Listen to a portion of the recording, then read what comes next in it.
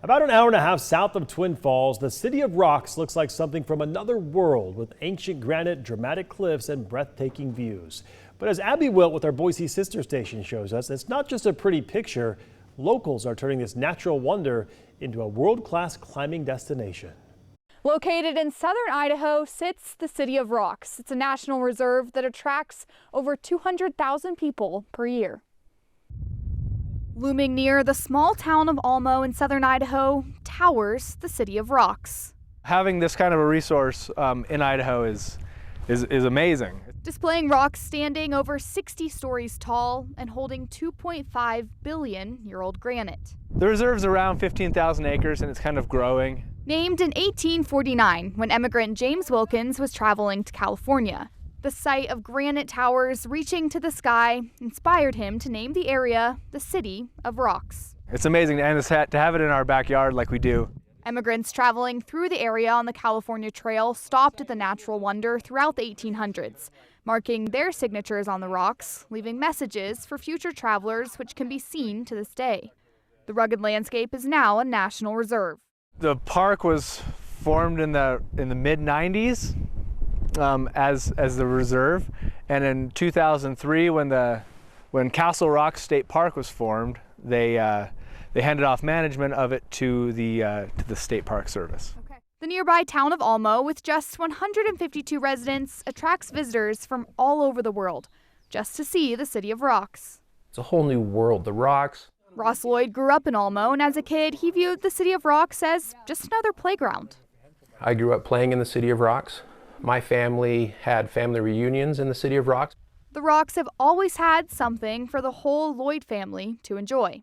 You know, Grandma and Grandpa can go on a hike on a nice trail, you know, and the kids can be scrambling around climbing Bath Rock, you know, and just having a great time. His family played a role in turning the City of Rocks from a beautiful tourist attraction to a rock climbing destination.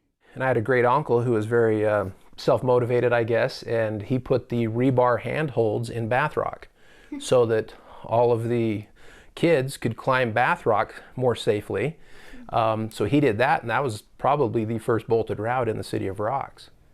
Now thousands visit the park annually to climb over 700 established routes.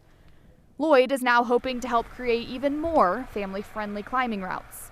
Having areas like that is definitely needed.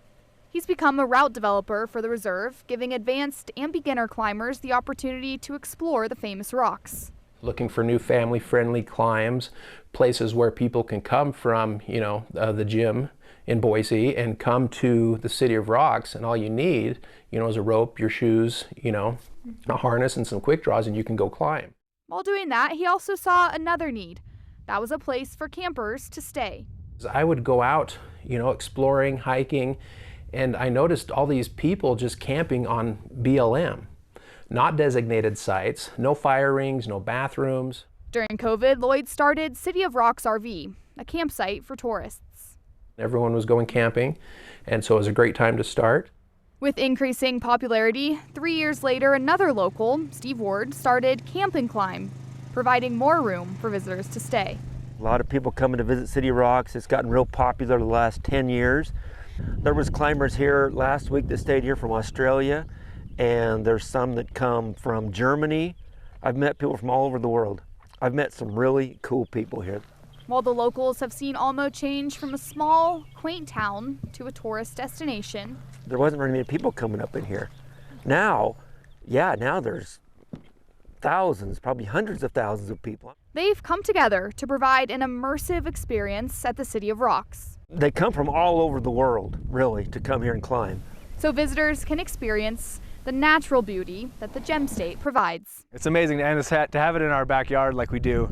To be able to come out and get away from people and get away from town is a fantastic resource. The reserve is open all year long, but the best times to visit are between Memorial Day and Labor Day. Reporting at the City of Rocks, Abby Wilt, Idaho's News Channel 7.